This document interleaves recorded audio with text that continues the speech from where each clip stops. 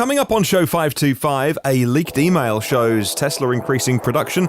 The supplier of the Mercedes EQC speaks out, and we get a glimpse inside VW's ID3.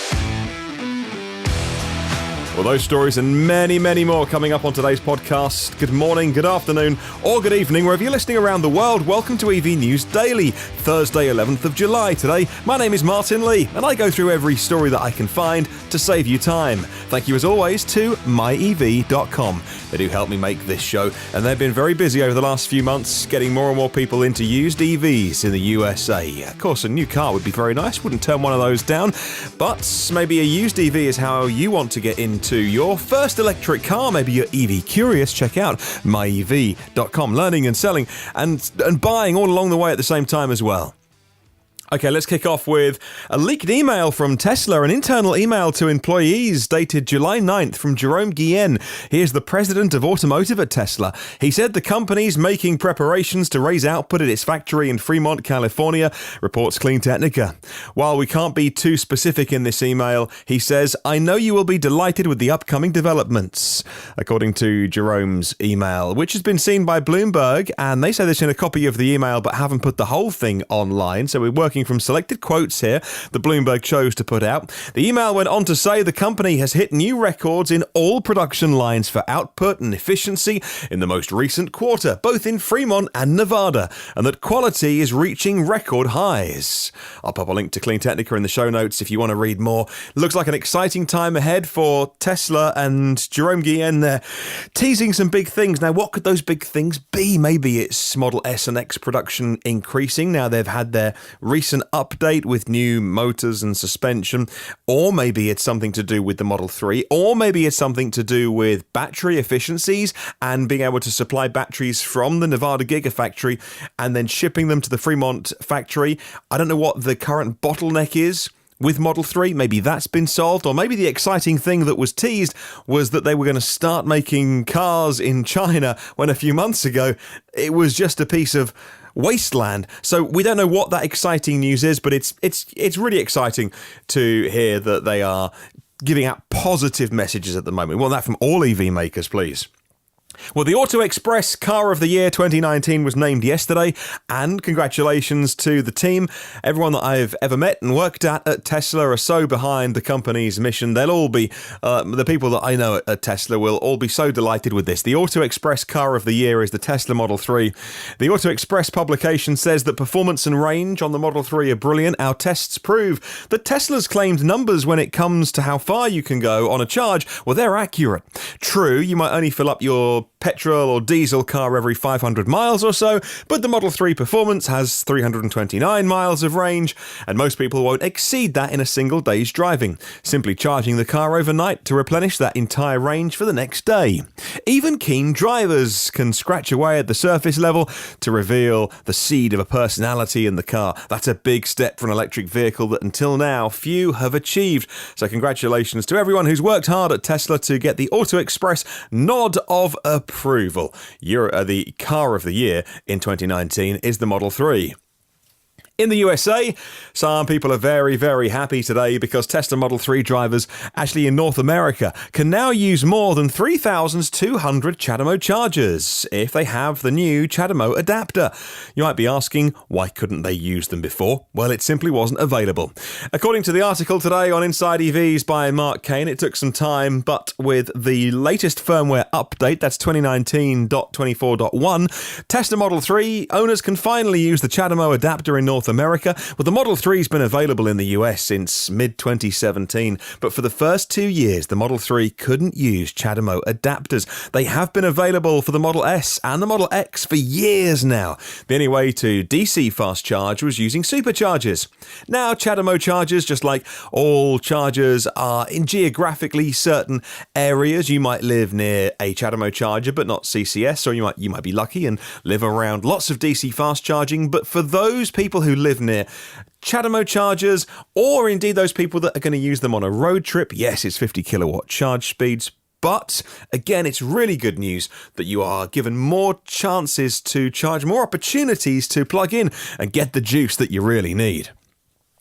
There's a German company called ZF, and they've announced they're supplying Daimler with huge parts, actually, of the drivetrain, the drive system for the forthcoming Mercedes EQC, Mercedes' first big SUV that I'm really excited about, personally, from that very front grille, which is blocked off, but they've got some really lovely blue accents on that nice big Mercedes-Benz badge on the front. From the grille all the way through, I've only seen a few videos online about this. Fully Charged did one a while ago now in a pre-production model, but I think the EQC is going to be, again, another luxury car like the I-Pace, like the e-tron, that persuades people who aren't in the market for a Tesla to go for that German brand, which maybe they've always bought, but just happens to be electric. Well, this company ZF, let me tell you more about them and what they're doing with the Mercedes-Benz EQC, just in case you thought that companies like Mercedes-Benz make every single nut and bolt and everything that goes into a car, it's not got the Mercedes-Benz logo on. ZF, this external company ZF, they supply the complete driveline module, what you and I might call the drivetrain. In addition to the engine, that includes the transmission. It's a single-speed transmission, as you won't be surprised to hear on an EV. Not that it's impossible to have more than one gear on an EV, but pretty much always it's a single-speed transmission that's geared for acceleration rather than top speed. The power electronics are being supplied by ZF as well, and the control software, each for the front and rear axle, since the EQC has two motors. The components are manufactured at the ZF plant in Schweinfurt, or if I'm doing my incredibly bad German accent, I would say Schweinfurt! Check out electrive.com for more details. This does come from an article in a German publication that's then been translated, so when I say things like the article says that ZF supplies the engine, what they mean the motor. Okay, that's just the translation. Let's move on to another German company right now, and we're talking Volkswagen. Just a real quickie on this. Volkswagen is gradually revealing more details of the upcoming all-electric ID.3 hatchback, allowing more videos online, more drives, like the Fully Charged channel when Robert went to South Africa, wasn't it, to go and drive it? In these videos, though, here's the thing, the dashboard completely covered up. More and more cars have been seen. I think there was a test car spotted, and then, of course, if it's an EV fan that happens to see these cars, and they're on Twitter, they'll post it immediately online. I think this is in Stuttgart, and so some pictures floating around, maybe today, maybe yesterday, I forget when I saw them. It was a black one. No camouflage, looking really nice, loving the styling. A smaller back window, a very narrow back window, rear window, much more so than I've ever realised before, because the VW ID3 is always in that multicoloured kind of camouflage. They've got the wrap that they give the cars. You know what? The more I look at it, the more I really like it. They should actually sell that. No one would buy it, but they should put it on the market because it would be fun. Maybe somebody would buy it. It would be hilarious, right? It would maybe be the kind of thing that EV buyers would go for. I don't know, just the more I stare at it, the more I think, actually, that would be hilarious to have that car in your driveway. Well, the ID3 hatchback is coming. It's the first model based on the MEB platform, and in one of the latest video teasers, VW shows the dashboard, the wheel, and the central infotainment display. This is the first time I've seen this. Normally those YouTube videos have it all covered up with some felt, some black cloth all draped over. And of course, recently you've been able to see that there's a big horizontal screen on the dashboard, just the way that the fabric's been falling. But now they've actually released a video. There's still pictures. Screenshots have been taken by Inside EVs. The actual video itself now says deleted. Interesting. Wonder who deleted that. Maybe it shouldn't have gone out already. Well, that's too late. It's on the internet now. So I've not watched the video, but I've seen all of the still screenshots that Inside EVs took. And look, it is really nice. Modern, it's contemporary, it's stylish, a lack of buttons. I think a couple of buttons there that you want to get to those things, the quick things that you want to do. They've kept buttons. They haven't gone Model 3 minimalism, but a big Model 3 style screen in the middle between the passenger and the driver.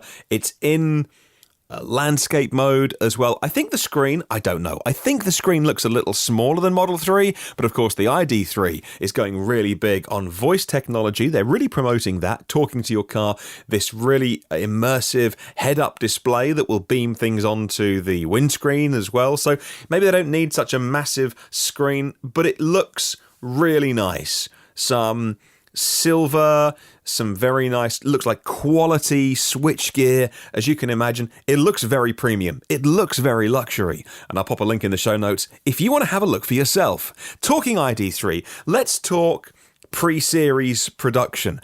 It's rolling out off the lines at the Volkswagen plant in Zwickau. It also affects the Volkswagen Group components division because they've now got to start to up their game and supply parts for the pre-production cars, which are now being made. VW's published where the individual plants of the manufacturer are going to be for the various bits of the ID3 car, says Electrive. Production of the pre-series has already started successfully. But bearing in mind, the ID3 won't be in customers' hands until next year. So why are they starting to ramp up production now? Well, it just shows how serious they are about getting into the groove. This is their first serious electric car. They want to start producing them and working out what are even the weak spots and what are they going to need to fix as they start to make hundreds of thousands of these a year. In fact, 500,000 units a year will leave the plant eventually, when you bear in mind that Tesla is on to make 400,000 cars in total this year, and VW talking about the ID3 having 500,000 of those made per year. Well, the Wolfsburg company can't afford to slip up. They've been talking their electric cars up. They've been doing the press release thing. They've been talking them up. They've been doing the teasers for a very long time now. They simply have to deliver, and they must deliver on time. It would be a disaster for this car not to arrive on time and to smash everyone's expectations away. Such is the hype that they have created around this, and the fact that everyone has waited so long for this VW ID3. Ramping up pre-series production now, and the mass market release is going to be 2020. For many people, actually mid-2020 as well. We're about a year away from that. I'll pop a link to Electrive in the show notes if you want to read more. So, earlier in the week, we were talking about the brand new Mini Cooper SE. No gap between the S and the E. SE is for the electric one. And lots of people very excited about it. In some circles, I've seen some discussions online, people calling it style over content. A bit like the Honda E. Not the best tech under the skin, but boy oh boy, does it look nice. And if you like the styling of the Mini, you're going to love this. And it does 100 and something mile, 120 to 150-ish, depending on who you believe. Is it real world? Which country it's being sold in? 35-ish kilowatt hour battery on that. I can't remember the exact number. I could just look it up, couldn't I? And so, specs that aren't going to blow you away, a price that is going to be expensive, starting in the UK under £30,000, but I imagine you can spec that up above 30 pretty quickly. But the thing about the Mini, I mentioned this on the podcast when I was talking about the car a couple of days ago, the Mini is anything but mini. In a way, it's pretty bloated. And then when you stand next to a Mini these days, it's not a small car. In 2011...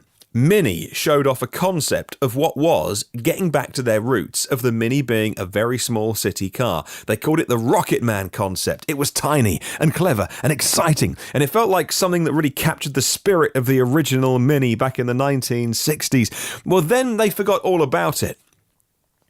Or did they? Because it's back. The Rocket Man is set to become a reality. This is a Mini, and it's going to be, you guessed it, an all-electric car. It's going to be made for China, according to Jalopnik, and Autocar UK say the Rocketman EV will share a basic platform and electric drivetrain components with a Chinese company which is called Great Wall. Now, Great Wall build the Aura R1 electric car. That's notable for being one of the cheapest real electric cars sold. It comes in at about $8,500 equivalent. I'm serious. Let's move on to battery technology. 2 more stories to go. Got some batteries and some buses, and you know how much I love both those subjects on this podcast. Let's talk batteries first of all. LG Chem are increasing their battery sales, and they're doing it in a big way. Electric car battery sales have become the biggest part of LG Chem's business. They are aiming for a share of around 50% of their entire business, revenues of $27 billion by 2024. They are very keen on electric cars, very keen on electric car batteries, and they want it to be a dominant part of what LG Chem will be famous for in the future. LG Chem announced a new plan for the next 5 years, so by 2024, they're going to double sales of their EV batteries. That is from... double sales might not be double of just EV batteries, just generally their sales, from $24 billion to $50 billion, according to Inside EVs. Their battery business division is going to continue its leadership in the automotive battery business, they say, by maintaining its overwhelming technological advantage in the third-generation electric vehicle tech. And what LG Chem call third gen, they say that the third-generation electric vehicle tech is where cars do 500 kilometers or more as a standard battery, and that's where they are aiming in the future. Congratulations to, again, everyone who works hard at LG Chem. They've been doing this a long time, and they did really put their money where their mouth was long before EVs were as fashionable as they are now. They got big plans for the future. Let's finish off with a city in Italia, in Italy, that has big plans for clean air. Milano, otherwise known as Milan. The bus company, ATM Milano, they're going to phase out diesel buses by 2030. They've given themselves an 11-year time frame to do it. An essential milestone on the path of getting their emissions down is the launch of a tender for the supply of electric buses. They've put the tender out there for 250 electric buses. They're going to spend 192 million euros on this. And ATM Milano has selected Solaris as the winner and the supplier. Now, I'm not massively familiar with Solaris. You know, I go pretty loopy-loo, a little bit gaga over BYD when they make buses. I love a good electric bus. I don't know why. This is a company called Solaris. The delivery of the first batch of 40 buses starts 1 year last month, so June 2020. According to Green Car Congress, the 12-metre electric buses are going to be equipped with batteries of a high-energy type of 240 kilowatt hours. The electric power in those batteries is going to be recharged, not by the driver getting out and opening the flap and plugging it in. No. There's going to be an inverted pantograph. The device that gets lowered from a charging pole, and the device gets lowered when the bus pulls into the depot or a charging spot. It gets lowered onto the vehicle roof, and a classic plug-in device will be available back at the bus depot for the times they have to plug in and not use the inverted pantograph. Well, the drive unit will consist of an electric axle with 2 integrated electric engines, each of those 110 kilowatts on these new Italian buses. Fantastic news. You know, we're all about electrifying miles, not just electrifying vehicles, but when you can electrify a vehicle that does many miles, buses, trucks, lorries, taxis, when those are the vehicles that are doing hundreds of thousands of miles, electrify them, and it's like a whole street of people buying EVs in one go. Hey, thank you so much for listening today, and I would love to hear from you. If you want me to read out your your answer to question of the week this Sunday on the show, give you a name check, little credit, always nice to hear your name in it. This is the question of the week this week, set by myev.com. Should we do things that are stunts that use fossil fuels in the EV world? Things like electric racing, things like setting electric records, things like doing wacky and crazy things for YouTube videos, but ultimately, unless you are charging those EVs on 100% renewable energy, you are effectively, even if the grid is 10% dirty, 20% running on coal the day that you plug in and charge. Ultimately, you're doing these frivolous things to make YouTube videos or go racing in cars, and you're burning fossil fuels to do that. There's something disjointed about that decision. Or, on the other hand, is the PR that comes from those things worth it? If you can persuade just one person to buy an EV, then over the next 5 years, you're easily going to save probably the CO2 that was created doing those things. Let me know. Email me, hello@evnewsdaily.com, or leave a comment on YouTube and Facebook. Well, thank you so much to 230 patrons of the podcast. You are so generous, and you keep me going. Couldn't do without you. Our premium partners are Phil Roberts from Electric Future, I know that Phil is eagerly awaiting his Model 3. I keep checking his Twitter every so often just to make sure it hasn't arrived. Hello to Brad Crosby. Thank you, Brad. And Avid Technology, a new premium partner of the show, and will be involved with us as well, answering your questions on a future Ask Avid. If you want to get any of the previous 524 shows, you can do that. They're online for free, just like the new ones. Get them first and free and automatically by hitting subscribe on your podcast app or even on YouTube where the audio goes, and you get the show before anyone else. If you can leave a little review in the meantime, goodness me, that would be wonderful. Come and say hi on the socials by searching EV News Daily. Have a wonderful day. I'm going to catch you tomorrow. Yeah, let's do it again, same time tomorrow. And remember, there is no such thing as a self-charging hybrid.